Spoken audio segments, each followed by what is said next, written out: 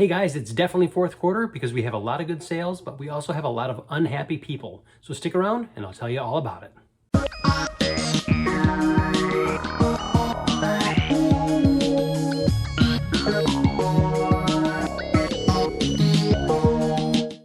Hey guys, welcome back into the channel. My name is Andrew with 5 Little Ducks Resale, and along with my wife Jessica, we are full-time online resellers. That means we go to places like thrift stores and estate sales and garage sales, and we find undervalued items, and then we flip those items online for a profit on sites like Facebook, Poshmark, Mercari, and eBay. So before we dive into the stories of unhappy people, let's check out these recent hauls. Okay guys, let's do another haul video. All the stuff here on the table I picked up for about $100 over the last couple of days. This is both Friday afternoon and Saturday. So let's jump in, and we got a lot of good stuff to go through. So starting off, I picked up this lot of Peppa Pig board books. And nothing special with those. Gonna lot those up, paid $1 for those. Picked up these Gossip Girl books. So we have a number of books in the series already. I took a chance because I didn't think that we had these, and that paid off. So we're going to add that to the other books that we already have and make a lot to sell. Paid $1 for those as well. And at another sale here, some R.L. Stine, some Adventures in Odyssey. Again, we buy loose books and kind of lot them up over time. So just some other ones to add to our collection. At an estate sale, I found 2 pairs of shoes. This Cole Haan set, which looks pretty nice. And these are kind of cool. These Ed Hardy shoes. Ed Hardy is an artist known for his work in skulls. And so it's fairly collectible. But I had never seen shoes before, which I thought were kind of cool. And so I picked those up. Those were 10. These Cole Haans were 8. And then I picked up this pair of Reba jeans, which are new, for $4. Didn't know about Reba jeans. Don't know if that's the singer or if it's just the brand. No idea. Comps looked decent, so figured I'd give those a shot. At another sale, we picked up a ton of stuff for $40. I'll start off with this thing here, of course. It's the Gem and the Holograms vintage lunchbox from 1986. This does have the thermos in it, which is really cool. Of course, doing this one hand is a pain. There we go. There we go. So, again, I'll go through everything from that sale. That was part of the bundle deal. Got a number of pins here. And some of them are actually Dallas themed. Some of them are Lake Tahoe and skiing themed. So I'm going to lot some of these up. I'm going to sell some of them individually. But pins are kind of cool if you can find the right ones. And there's another Dallas one. Some various other ones in there. Found this cool vintage harmonica in the case. And it does have the instructions as well. It was dated 1978, so I'm sure it's made well before then. Got to do a little bit more research, but I saw some similar comps that did okay. This is a really cool find. This is a vintage Hello Kitty mini coin purse. Now, honestly, I didn't know that Hello Kitty was that old. I thought it was a fairly recent thing. But if you look, it says 1976 on there. And I guess that, I think they originally came out in 1975 in the US. But one of the original items was a vinyl coin purse. So this is a pretty old item. I do have to do some more research before I list it because I don't want to undervalue it for sure. And even though it's super small, you know, a diehard Hello Kitty collector might pay up for that. So definitely is a good find. And this was at a sale where, you know, they had bins and buckets and stuff, and you just literally had to dig for everything. And that just happened to be in some, you know, some container that I looked in, and sure enough, you know, I didn't see that it was that old at the time, but certainly a cool find. At that same sale, we found these, which are some vintage Girl Scouts or Brownie Scouts vests and coats. This particular vest here, let me take this down, is loaded with patches, which is cool. Let's see if I can find the other side. So lots of cool things on that one. I like that Halloween patch myself. So let me stick that over there. Here's a kind of a windbreaker type jacket. Definitely vintage. Talks about Persian Gulf. This one also has a number of patches on the back side. Let me turn this around. So again, a lot of patches there. Looks to be early 90s. 1989, that one. So really cool vintage stuff. Don't know if I'm gonna lot all of this stuff up together or if I'm just gonna do it individually. Here was another jacket. It's got some stains on it, unfortunately, but that's fine. It is vintage. Some patches. I think there was a patch in the pocket here, a couple of loose ones that I'll include with those. That one's got some pins here. And when I turn this around, sure enough, we got more patches. So these are all loaded down with patches. So somebody who is into those vintage Girl Scout things will hopefully enjoy these. Set those down over there. Along with those, we picked up some sashes, of course, with patches and things. Girl Scouts, different ones. I started to research the patches a little bit. Of course, the individual ones don't go for a ton, but over time, they would sell because in addition to those sashes, I also picked up this bag of loose patches. So some of the ones that we saw on the vests and the jackets are also included here. So got some multi-quantity listings to do, some individual ones. So some pretty cool stuff. At that same sale, picked up this vintage Big Bird plush. This one's from like 1981, so really old, a little dirty. Might try to clean them up. May just leave them as is, don't know just yet.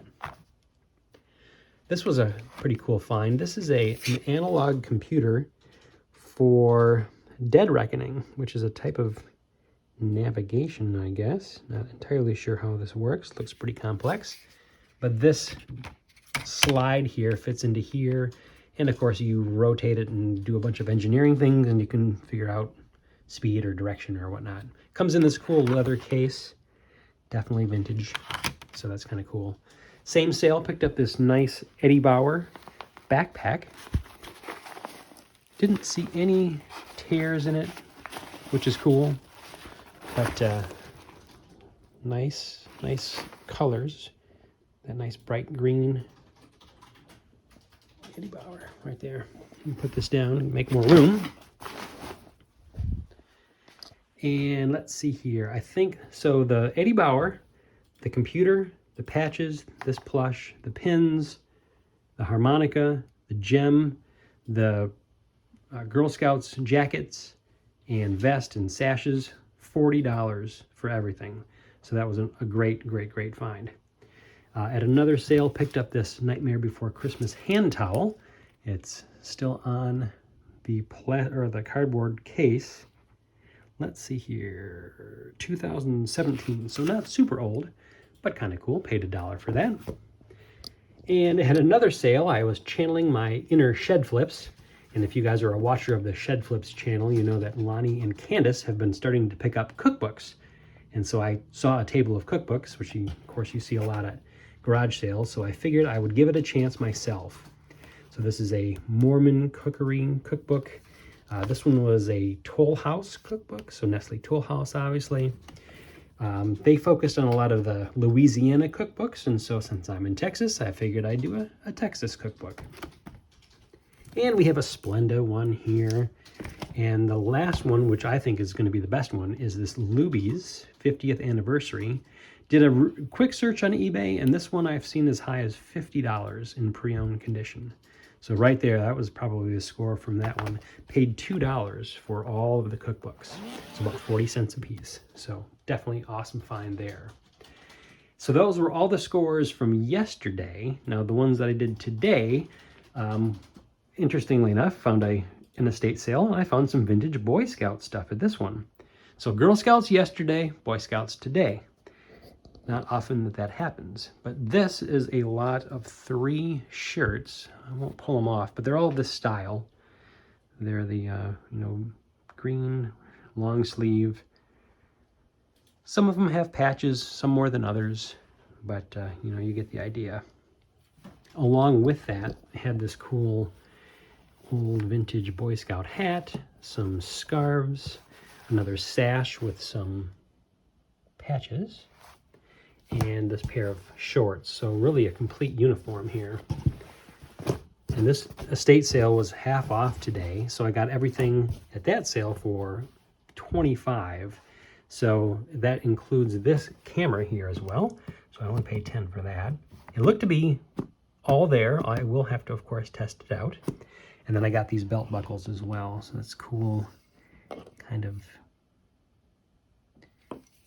it's definitely metal, brass, more than likely from 1977. So super vintage. Kind of smooth. It has like almost like a gloss or some sort of, glue or something in there.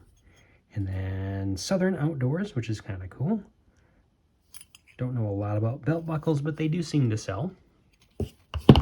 So all told, the belt buckles, the Boy Scouts, uniforms, that stuff, the camera, $25 total. And then at the only other sale that I went to that I picked up anything were these Thomas Kincaid hardcovers. It looks to be a series, so there's book 1 and 2. I didn't know that there was anything like that. I know he's a painter, so somebody obviously took his paintings and made them into some sort of storyline with, I don't know nothing about them, but I thought they were kind of cool.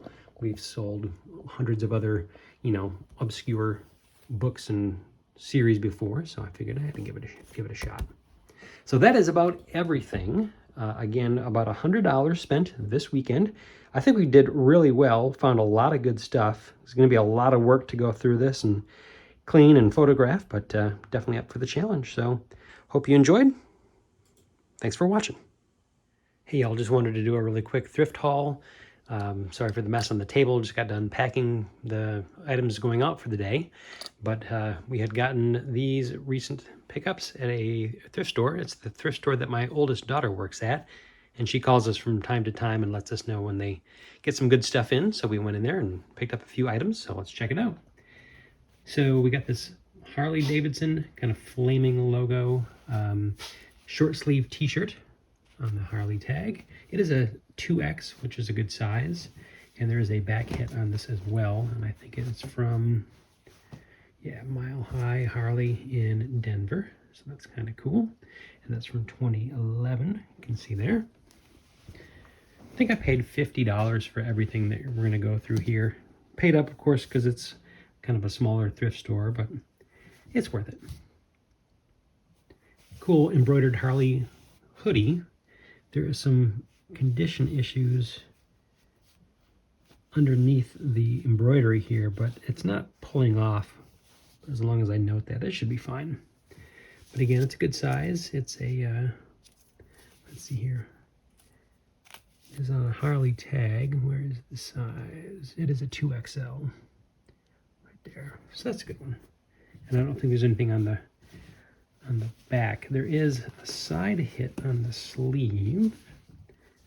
Let's see what that says. Topeka, Kansas. So, Harley stuff does okay for us. It's not huge money, but it's not, doesn't sit around forever either, so that's good. So here's a My Hero Academia shirt. Some anime, of course anime stuff does really well. And it's a modern print, it's not super old. So those are all the tops that I got. And then we have some jeans. These are some women's democracy jeggings. Couldn't really get a feel for the color. They probably appear gray, although they do have kind of a slight purplish hue to them. But this brand has done fairly well for us in the past. So I always pick these up when I get them. So there's that one. Let's see here. What's this? This is cut from the cloth. Typically, don't pick up all of the ones that I find. These were kind of a crop leg, but they did have some cool kind of feather embroidery designs on them. I guess they're called the Cameron straight leg. So, I don't know. Not an expert in the women's pants category, but they do sell. So speaking of which, here's some more. Of course, these are Miss Me jeans. Paid up a little, but did kind of cost average everything out. So I think it'll work out in the end. Of course, these are known for all of their bling and embroidery and accoutrements and all that other stuff on the back. These are in fairly good shape. But I think the big score, or at least the biggest find for that day, was this pair of vintage Levi 501. And they are just in the vintage range. You can see this kind of smaller black batwing tag here, but the real trick is to find the inner tag, and it has, let's see here, it's the big thick red tag here, 100% cotton. And if we flip that over, of course it gives us the 501, but that's the number we're looking for right here, 1101. I believe that means that at this particular time, this was November of 2001 where these were created. And so I know the more modern tags have the CW number, which is the cut week. And so the preceding number is usually the week of the year, not necessarily the month. So that's a little bit confusing, but I believe these are from 2001. One other cool thing that I found out was that this previous number, this 977, can actually help determine if the jeans are fake or not, because this number should refer back to the number on the back of the button. So you see how that says 977, which matches that number here. And that is the actual code for the place where these were manufactured. So if we look on the tag, I think these were manufactured in Guatemala. So the factory code is 977. So that's a way to definitely tell if jeans are faked or not. So anyway, watch for these, hopefully, in an upcoming What's Sold video. Thanks for watching. All right, guys, I almost forgot to go over this one. This was actually in a different pile that was waiting to get photographed. So this was from that thrift store find, or the thrift store pickup that we just ran through. Obviously, it's a SpongeBob. It's a festive Patrick Christmas shirt. But here's the cool part about this. Let me turn off a light here and show you that this actually does light up. There we go. Let me turn off this other light here. There we go. It's Patrick with festive Christmas lights. So there's a little cord running down in the very bottom of the shirt with a little switch. So thought that was kind of cool. Anywho, just wanted to throw that in there. Thanks again. Hey, wanted to give a real quick update on our mystery bin from the last video. So we spent some time going through everything. Unfortunately, I didn't get any of that on film because my youngest daughter didn't want to be on camera. But we ended up going through everything in the tote and kind of separating it into groups. And while I don't think that there's going to be anything major score, home run kind of material, I do think that there's going to be at least a few things that we can sell out of here. I will definitely, I think we're going to make our money back. I'm optimistic, but obviously there's a ton of different bags that have things in there. It's just going to be a lot of work to do some more research and to start listing. But I wanted to show you a few things that we saw. We pulled out these, what are almost like antique gas pumps, but they're die cast, they're metal. And I saw a few of them that had sold comps on eBay. I can't even venture a guess to say what they would sell for now, but they're in decent shape, so we'll give them a try. We'll lot those up and sell those together. This will be my bag for sure. This was action figures, I believe. Yeah, action figs. And there's obviously a Stormtrooper in there, probably more modern. The one thing that I thought was cool was that there's this bigger Teenage Mutant Ninja Turtle figure. And so I briefly looked up that one. Again, it's not going to be one of the rare home run ones, but definitely something that'll make our money back. But there's obviously quite a number of different action figures in there. Peppa, that I don't mind listing separately, or if I can figure out exactly what they are. I know there's some Facebook groups that'll help identify different action figures if you can't locate them or determine what they are. So, but yeah, this whole bag or this whole bin is full of other things that potentially will be lotting up or whatnot. Again, probably not high dollar things individually, but collectively, once everything sells, hopefully we'll be making our money back. So just wanted to show you guys that, and of course we'll give you further updates as we go through this. Thanks for watching. So today I'm going to talk about 4 different instances that took place recently in our store. They all deal with returns or generally less than happy people, and I'm going to walk through what happened during each of those transactions and then ultimately the resolution that took place. So the first sale was for these Nike SB shoes. These were gray and pink kid shoes. And a few mornings ago, I got a message from the buyer saying that the package was never delivered. So the first thing I did, of course, was I pulled up the tracking number, and it shows delivered at front porch or front door. And interestingly enough, the person had messaged me at about 6:55 local time. This person lived on the West Coast, which is 2 hours before us, but I can clearly see by the tracking number that it was delivered. I do believe in giving good customer service, so rather than just writing her off and saying, well, it's not my problem anymore, I decided to try a few suggestions to see what we could figure out. I asked her if she had checked with a neighbor, or because she had lived in an apartment building, if the package was delivered to the main office by mistake. She immediately responded by saying that she had gone to each of her neighbors' places and checked with the front office, and nobody had seen the package. Now here's where the story takes a little bit of a twist. She goes on to say that she risked her life by checking for the package because she has cancer and can't leave her apartment because of her compromised immune system. Now, I'm a sympathetic person to a point, and if this portion of the story is true, I certainly feel for this individual. However, there's only so much that I can do, seeing how as the package was marked as delivered.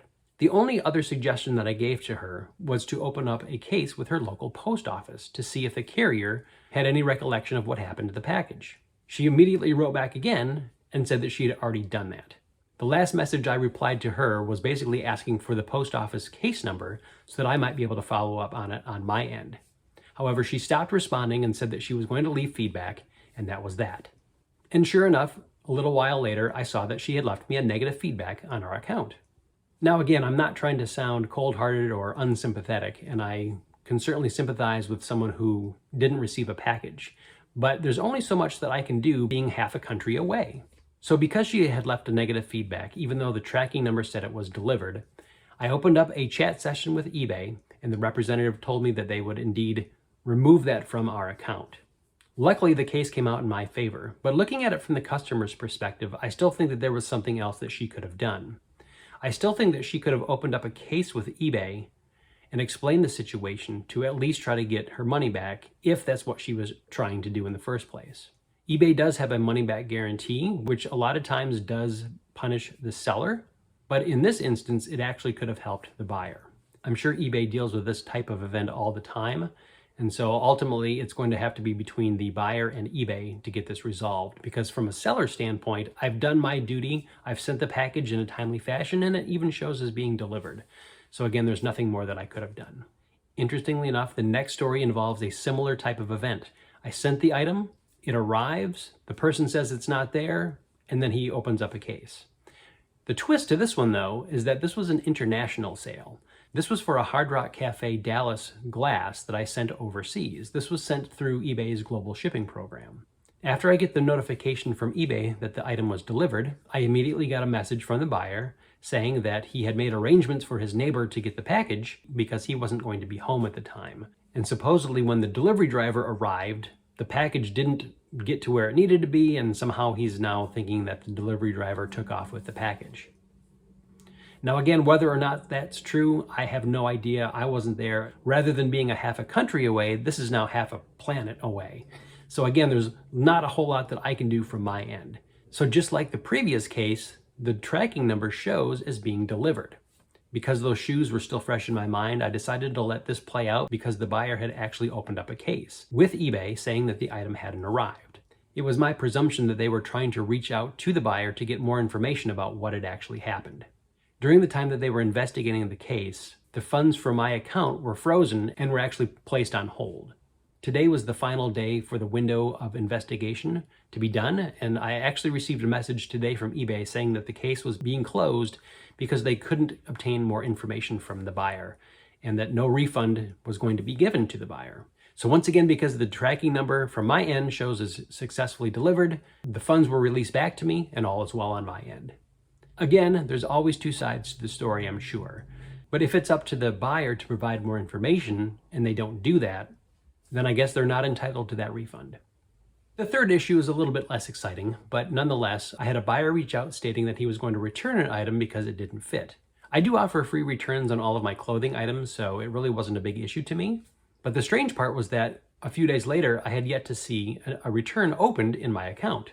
But sure enough, a few days later, the package arrives at my doorstep with a handwritten label and a USPS label showing that he had paid for return postage.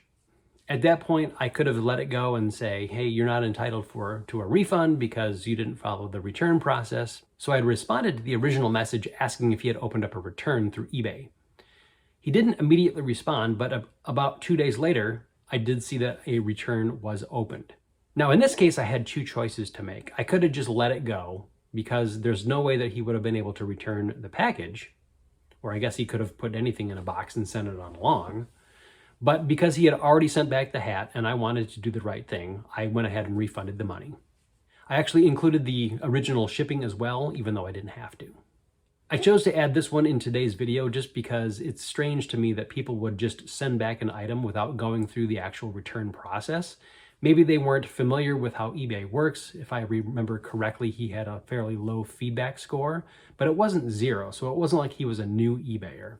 But regardless, I gave him his money back even though he was out for return shipping, but that's on him.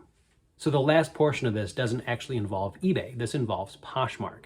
So eBay's return policy is fairly liberal. Even if the seller doesn't offer returns, there are ways to force a return to happen. I even outlined that in a previous video where the buyer was allowed to return an item even though I wasn't offering returns.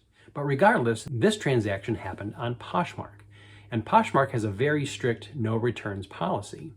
Now that can be debated whether or not that's good or bad. Poshmark's intent is that if the buyer and seller are in good communication and, if the seller has done his due diligence by making sure that the pictures are clear and that all measurements are clearly stated ahead of time, that there really shouldn't be any need for a return.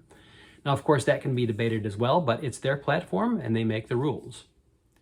So this case involves this pair of purple Kookaburra booties by UGG. So when I got the notification from Poshmark saying that a case was being opened up because the items were not authentic, it really kind of piqued my interest.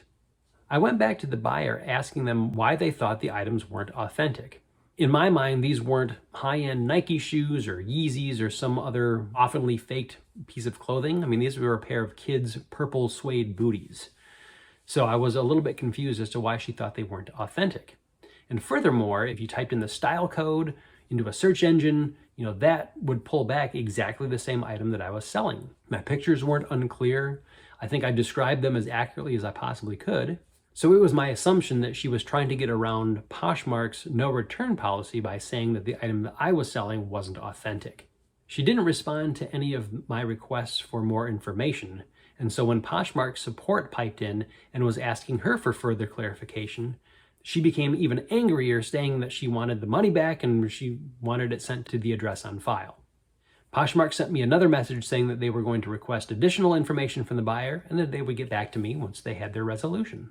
So a number of days went by and they finally closed the case in my favor, stating that because the buyer didn't provide any further additional information, that they were closing the case and releasing the funds to my account. So of these 4 issues that I just talked about, 3 obviously worked out in my favor. 1 was kind of a wash because I ended up refunding the money anyway, which, because I have returns on, that wasn't really a big deal. What was interesting to me was that in each of these 3 cases, I'm not sure that the buyer did anything else to support their case. So in the first instance with the shoes, and the second instance with the glass, and even the third instance asking for clarification as to why an item might not be authentic, the person basically just gave up, as far as I could tell. That to me seems like they were just more out to get the money back rather than being truthful about why they opened up the case in the first place. Okay, at this point, let's go through some items that have sold out of our various platforms, starting with eBay. First item up was this lot of 3 Plants vs. Zombies plush toys. These sold for $23.74 plus shipping. Next up, we had a pair of Sanuk men's size 9 navy blue canvas shoes. These ended up selling for $17.90 plus shipping. Following that was this Vans boys size large black long sleeve skateboard hoodie, and this ended up selling for $13.19 plus shipping. And after that was this pair of cut from the cloth jeans. These were women's size 12 black stretch denim bootcut jeans, and these sold for $19.99 plus shipping. Next item was this genuine Dish TV remote control with instructions. This ended up selling for $14.99 free shipping. And after that, another pair of pants. These were the Torrid size 16 bombshell skinny high-rise jeans, and these sold for $22.49 plus shipping. The next item, I picked these up at a garage sale over the summertime. This was a new in-box PetMate complete airline travel kit, and this ended up selling for $14.39 free shipping. Next up was this Cinch men's extra large green geometric floral pattern short sleeve shirt. This ended up selling for $18.99 plus shipping. Following that was this new with tags 2017 Bun Bun stacking plush red ladybug doll, and it sold for $8.79 plus shipping. Next up, we had this pair of Levi's 512 men's size 42-32 slim taper fit jeans. These sold for $17.99 plus shipping. Next was this new with tag women's U.S. Army pink digital camo soft hoodie, and it sold for $14.99 plus shipping. Next up was this novelty coffee mug. It said, "I'm still hot, it just comes in flashes," and it sold for $5.99 plus shipping. Then we had this set of 3 Red Robin pint glasses sell. These sold for $12.34 plus shipping. It was nice to see this next item finally leave the store. It had been there for quite some time. This was the vintage 1991 factory sealed Quick Word board game, and it sold for $14.99 plus shipping. Following that, we had another pair of Levi's jeans sell. These were the Levi's 517 men's size 36 by 30 bootcut style jeans, which ended up selling for $15 plus shipping. Next up was this new open box Himalayan salt lamp. This ended up selling for $20.89 plus shipping. Next up was this Stampin' Up! 7-piece wood mount rubber stamp set called Loads of Love, and it sold for $11.69 plus shipping. Following that, this lot of 6 patriotic Beanie Babies sold. This featured Lefty, Righty, Glory, Red, White, and Blue Spangle. These sold for $19.99 plus shipping. Up next was this lot of 7 Secrets of Mary's Bookshop hardcover guidepost books, which sold for $22.49 plus shipping. Up next was this vintage Teletubby plush. This was Tinky Winky. I believe this plush used to talk, and it had the talk box in it, but it didn't work, so we just sold it as a plush, as is. And he ended up selling for $9.99 plus shipping. Following that was this new with tags Claire's Houndstooth and Plaid pattern 12-inch backpack, which sold for $15.19 plus shipping. Next up was this new sealed Fisher-Price puzzle, which sold for $5.85 plus shipping. And then we had this vintage 1990 talking Mickey Mouse watch, which sold internationally for $14.99 plus shipping. And then we had this pair of Naturalizer women's size 7 faux fur-lined brown suede boots, which sold for $17.99 plus shipping. And if you remember from a few videos back where I went through that party supplies haul that I got for $5 fill a bag, this was the first item to sell from that lot. This was the Disney Descendants 3 set of 8 hot and cold paper beverage cups, which sold for $4.99 plus shipping. Next up was another craft item. This was a Stampin' Up! 6-piece wood mount rubber stamp set called Hand Knit, and it sold for $11.69 plus shipping. After that, we had another shirt sell. This was another Cinch shirt.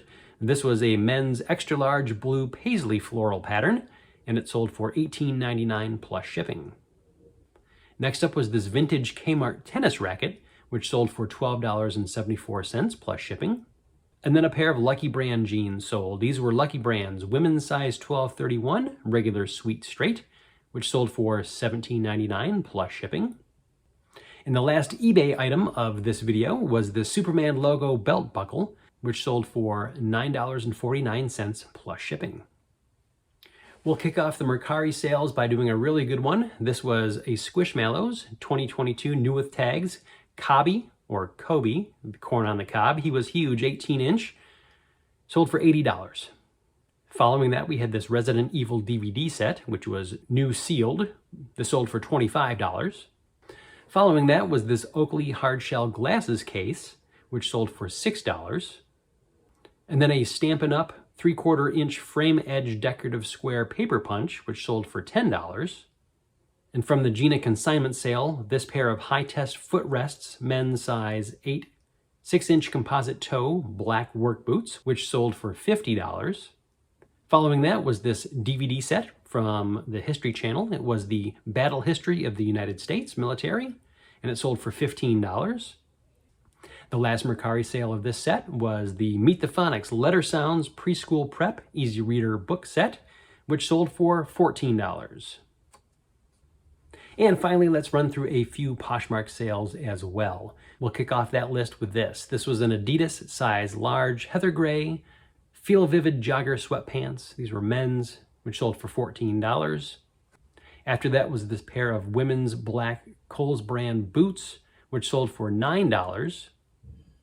And then this new with tags Pool Hall Junkie hat, which sold for $7. Then a pair of these J. Crew women's size 32T toothpick jeans, which sold for $22. Then we had this Wrangler men's size XL striped black pearl snap western shirt with metallic threads, sell for $25. And up next was this 2007 Starbucks blue and white Jolly coffee mug, which sold for $7.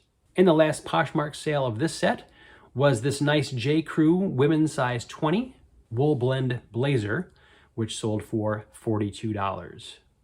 Okay, that's about all that I had for this episode. I appreciate you watching this far. If you liked today's video, go ahead and click the like button. And if you feel moved to do so, please consider subscribing to the channel as well. It really does help us to grow. So thanks again for watching this far, and we'll catch you on the next one.